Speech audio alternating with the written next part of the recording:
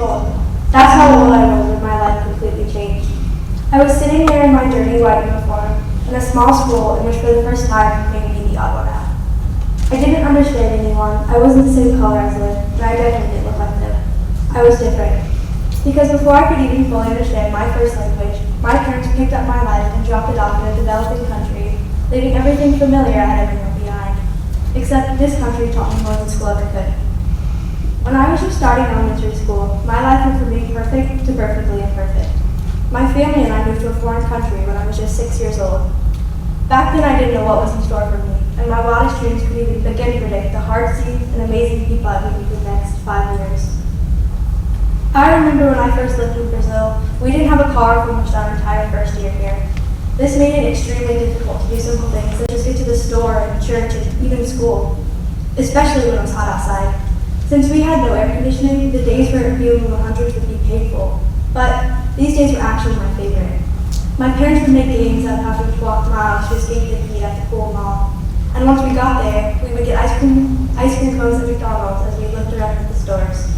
This simple thing is still teaching me to be grateful for the everyday objects we all end up taking for granted, such as the ability to drive where we want to go. Now if you can imagine this house about this tall, barely able to speak English, let alone Portuguese, and a third world country, living among Brazilians and witnessing an entirely new society. The culture was so different here. It shocked me. People there didn't have a lot. I remember when I first lived there, kids would ask me crazy questions, like if I had met Justin Bieber and Miley Cyrus and, does President Obama come to your house?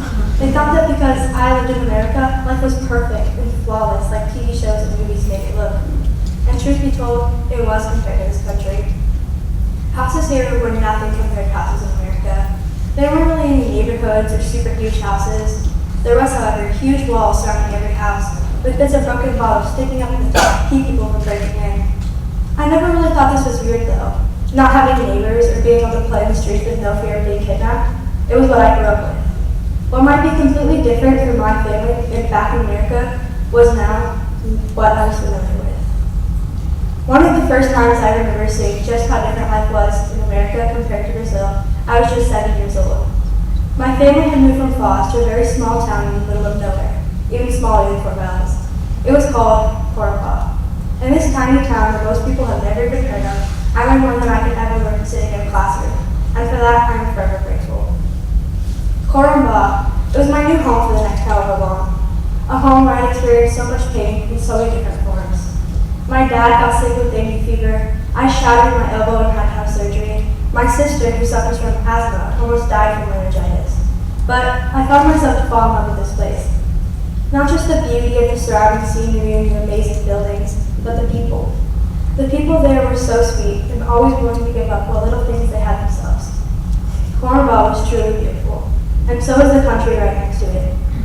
Bolivia, a very sad country full of so much poverty and hardships. The most humbling moment I have ever had was here in this strange place. Something called me and my family here. Something made us want to explore. So we headed into this new country and found the nearest town. As we were looking around, my parents were drawn to a prison. When my dad and one of my Brazilian friends were inside, they witnessed a sight so disturbing that I, at the age of 7, almost 8, started to cry. Small children, ages ranging from 1 and up, were literally living with their parents in the jail. Not only that, but they were living next to murderers and people who had committed crimes, no separation whatsoever. The guards didn't even treat them like children. They treated them just like prisoners. This was terrible. Kids that didn't do anything wrong were forced to live in these heart-wrenching conditions among heartless people. Many of them were sick and dirty. It crushed me. I was sitting in my house, not as fancy as houses in America, but so much nicer than prison. I had parents that cared about me, a roof over my head, food on my plate, and the power to make a change. These kids, they were my age. They were the same as me. They were all brought to this world exactly like me. The only difference is where they were born. While these kids sat in jail, I was complaining about which iPhone I had, or how many likes my picture got on Instagram, or why is Netflix taking off my favorite show. We went out and did something new, and it has completely changed the way I thought through my life. It added a whole new meaning and gave me a new perspective on all that I had. Seeing how different life can be based on where you live really inspired me. And in fact, it still is, to use the power I have to make a difference. Even though I don't live in Brazil anymore, that doesn't mean I still can't help. You don't have to move to a new town or even a new country to change someone's life.